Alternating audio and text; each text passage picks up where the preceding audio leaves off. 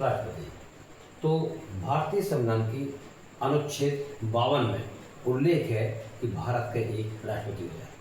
तो राष्ट्रपति भारत के सबसे बड़े संवैधानिक सर्वोच्च पद है। और अंग्रेजी में भारत में है बच्चों आज हम भारत के राष्ट्रपति पद के बारे में आपको बताएंगे। तो भारत का राष्ट्रपति, इसको अंग्रेजी में कहते हैं प्रेसिडेंट ऑफ इंडिया।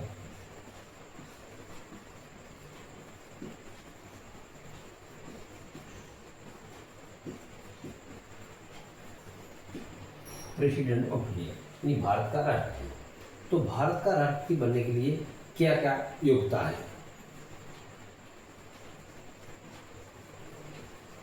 राष्ट्रपति पद की योग्यता,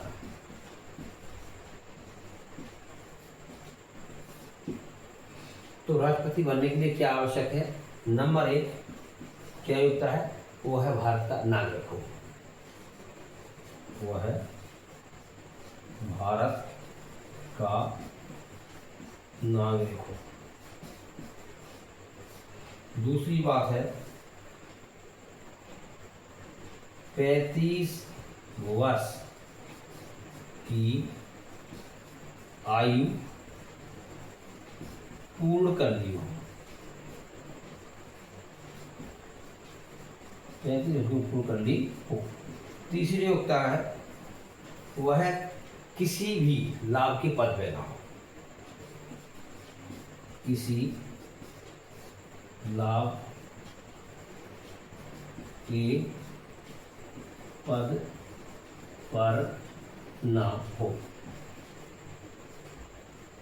ये 3 महत्वपूर्ण योग्यता है, वो व्यक्ति भारत का राष्ट्रपति बन सकता है। लेकिन आप देखो, वह भारत का नागरिक हो, भारत में लगभग 140 करोड़ की आबादी है, तो 35 वर्ष के करोड़ों लोग हैं, कोई भी चुनाव लड़ सकता है, ऐसा नहीं। किसी लाभ की पद, देखिए इसमें कुछ कंडीशन लगा दी गई हैं कि भारत का राष्ट्रपति चुनाव के लिए कि कोई व्यक्ति आवेदन करता है तो उसके पास 50 सांसद का प्रस्तावक के रूप में हो। यदि कोई व्यक्ति राष्ट्रपति पद के लिए आवेदन करता है तो आवेदन भरेगा, तो उस आवेदन पर संसद के किसी भी सदन, चाहे वो राज्यसभा हो या फिर लोकसभा, दोनों में से 50 सांसद उस आवेदन पर प्रस्ताव के रूप में हस्ताक्षर करेंगे कि हम एक प्रस्ताव करते हैं, ये व्यक्ति राष्ट्रपति पद के लिए योग्य है। जब राष्ट्रपति पद के लिए योग्य है, आवेदन किया, दूसरी कंडीशन क्या है कि अनुमोदक हो, उसका समर्थन करते हैं कि ये आदमी ठीक है, हम इनका समर्थन करते हैं। तो 50 लोग संसद के किसी सदन, हो सके राज्यसभा के पूरे 50 हो सकते हैं, लोकसभा के होते हैं। फिर जब 50 अनुमोदक हो गए और 50 समर्थक हो गए, तो इसके बाद तीसरी कंडीशन क्या है?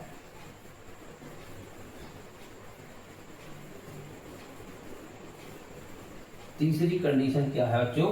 कि तीसरी कंडीशन ये है कि 50 अनुमोदक हो गए, 50 समर्थक हो गए, 15,000 की जमानत राशि जब्त करनी पड़ेगी। कितनी?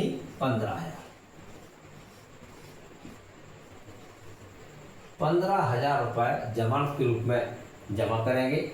50 सांसद प्रस्ताव पर हस्ताक्षर करेंगे और 50 सांसद किस पर करेंगे?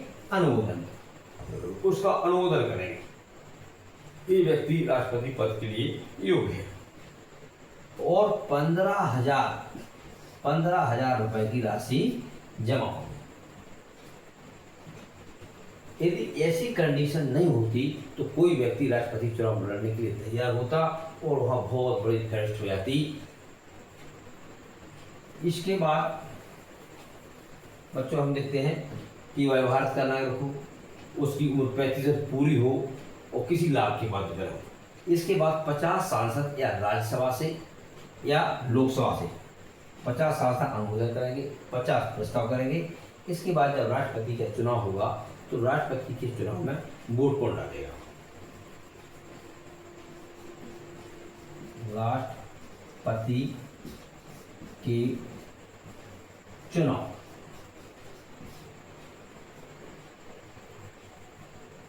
राष्ट्रपति का चुनाव।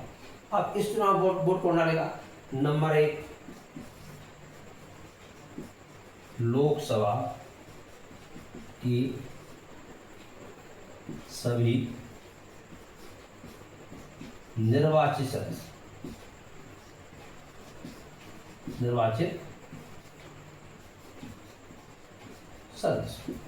यानी लोकसभा में 543 सीटें हैं। कितनी सीटें हैं? 543।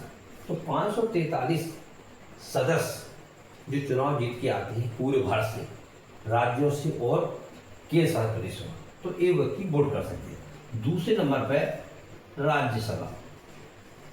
राज्यसभा के वो सांसद वोट करेंगे राष्ट्रपति के चुनाव में जो चुनाव जीत के आए, और राष्ट्रपति महोदय जिन सांसदों को मनोनीत करते हैं राज्यसभा के सदस्य के रूप में, वो व्यक्ति इसमें वोट नहीं डालते। तीसरी बात का है विधानसभा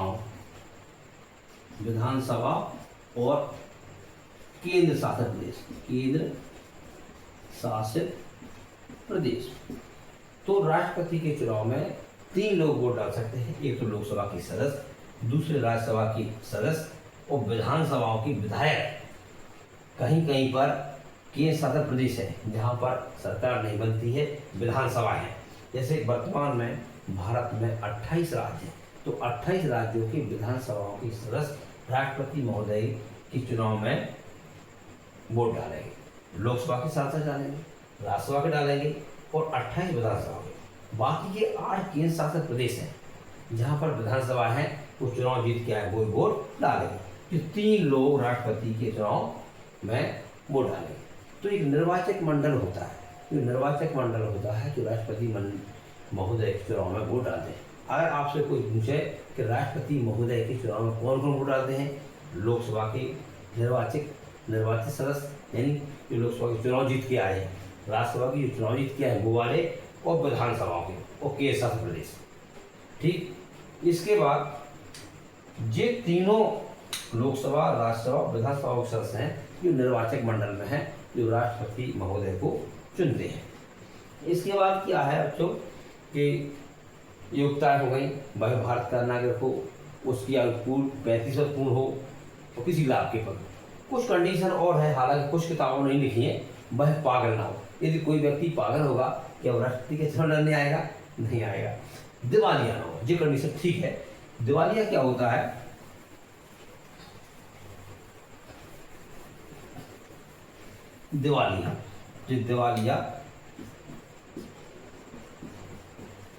दिवालिया वो व्यक्ति होता है कि जिसने बैंक से कर्ज ले लिया और वो अपना कर्ज नहीं चुका पा रहा है, उसने सारी संपत्ति बेच दी, सब कुछ, इसके बाद उसका कर्ज नहीं चुक रहा है, तो बैंक उसे दिवालिया घोषित कर देता है। वो व्यक्ति भी राष्ट्रपति का चुनाव नहीं लड़ सकता है।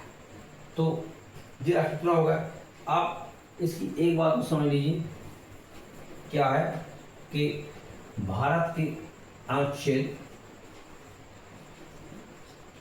52 जी लिख दिया, यहाँ पर नहीं है पेन। तो संविधान के अनुच्छेद 52 में उल्लेख है कि भारत का एक राष्ट्रपति होगा। ठीक, किसमें? अनुच्छेद 52 में भारत का एक राष्ट्रपति होगा। और 53 में क्या है? 53 में क्या है? 53 में जो है कि 53 में जो है कि संघ की कार्यपालिका का प्रमुख होगा, यानी हमारे देश की जो संघ की कार्यपालिका है, जो कार्य कराती है, संसद कानून बनाती है और कार्यपालिका उसे लागू करती है, तो उसका प्रमुख है संघ का कार्यपालक प्रमुख इसमें नियुक्त करता है। अनुच्छेद 53 ये करता है कि राष्ट्रपति संघ का कार्यपालिका का प्रमुख है। तो सबसे बड़ा संविधान पद कौन है? राष्ट्रपति महोदय। दूसरा उपराष्ट्रपति, तीसरा प्रधानमंत्री और उसकी मंत्रिपरिषद। इसके बाद जितने भी अधिकारी कर्मचारी जो है अफसरशाही पूरे चपाई तक ये कार्यपालिका के सदस्य हैं जो कार्य को करते हैं। तो कानून कौन बनाएगा? संसद बनाएगी, राज्यों में विधानसभा बनाएगी और लागू कौन करती है? कार्यपालिका। तो अभी हमने इतना पढ़ा। इसके बाद बच्चों क्या है कि राष्ट्रपति तीनों सेनाओं का सर्वोच्च कमांडर होता है।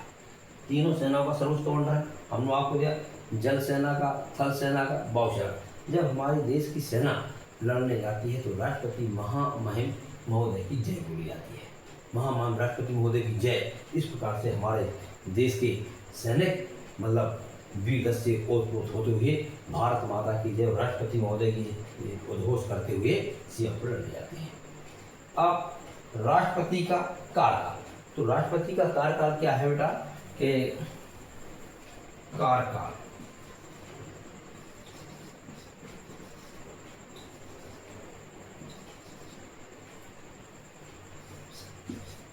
कार्यकाल क्या है? राष्ट्रपति 5 साल तक अपने पद पर रह सकता है। यानी चुनाव जीतने के राष्ट्रपति चुनाव जीतने के बाद 5 साल तक अपने पद पर रहेंगे, क्योंकि वो चुनाव जीत क्या है। यदि इसके बीच में वो कब हटते हैं? या तो वे नंबर एक त्याग पत्र दे। क्या दे दे? त्याग पत्र। यदि वो अपने पद से इस्तीफा दे देती है, त्याग पत्र, तो अपने पद से हट जाएंगे। दूसरी बात, मृत्यु। यदि पद पर रहते हुए किसी बीमारी या किसी कारण की मृत्यु रहती है तब वो पद से हट जाएगी। और तीसरी बात कंडीशन क्या है? तीसरी कंडीशन ये महाभियोग द्वारा संसद के किसी भी सदन में महाभियोग लगाया जाता है कि राष्ट्रपति महोदय संविधान के अनुसार कार्य नहीं कर रहे हैं, तो महाभियोग की प्रक्रिया होती है। इसके द्वारा भी अपने पद से वो हटाए जा सकते हैं। तो मैं आपको बता रहा हूँ कि उनका कार्यकाल कितना है। कार्यकाल आपको बता दिया। कार्यकाल राष्ट्रपति महोदय का 5 वर्ष। चुनाव जीतने के बाद 5 वर्ष तक अपने पद पे रह सकते हैं। यदि तब हटाए जा सकते हैं जब वो या त्यागपत्र दे दे, या उनकी इस बीमारी या से मृत्यु हो जाए, या फिर राष्ट्रपति महोदय संविधान के अनुसार कार्य नहीं करते हैं, तो संसद के किसी भी सदन महाभियोग का प्रस्ताव आएगा और महाभियोग की प्रक्रिया से राष्ट्रपति महोदय को हटाया जा सकता है। तो इस प्रकार की जानकारी जो राष्ट्रपति महोदय के बारे में है। और उसकी शक्तियाँ हैं। राष्ट्रपति महोदय की क्या शक्तियाँ हैं? शक्तियाँ बहुत बड़ी हैं। यदि संसद की किसी भी सदन या दोनों सदनों में कोई कानून पास होता है, जैसे मान लीजिए कि लोकसभा है, लोकसभा और राज्यसभा, ये संसद के 2 सदन हैं। संसद के 2 सदन हैं। लोकसभा हो गया, ये कौन होगा? लोकसभा और राज्यसभा। लोकसभा में कानून पास हो गया, राज्यसभा में पास हो गया, कानून बन गया? नहीं बना। जब तक राष्ट्रपति महोदय उस विधेयक पे हस्ताक्षर नहीं करते हैं तब तक कानून नहीं बनता है। दोनों सदनों में पास होने के बाद राष्ट्रपति महोदय के हस्ताक्षर पे आती है, वो कानून का रूप ले लेता है। ये राष्ट्रपति महोदय की शक्ति है। और राष्ट्रपति देश के सबसे बड़े संवैधानिक प्रधान है। दूसरे नंबर पर उपराष्ट्रपति, तीसरे नंबर पर प्रधानमंत्री, उसकी मंत्रिपरिषद। इस प्रकार पूरी अफसरशाही ऊपर से लेकर नीचे तक जितने भी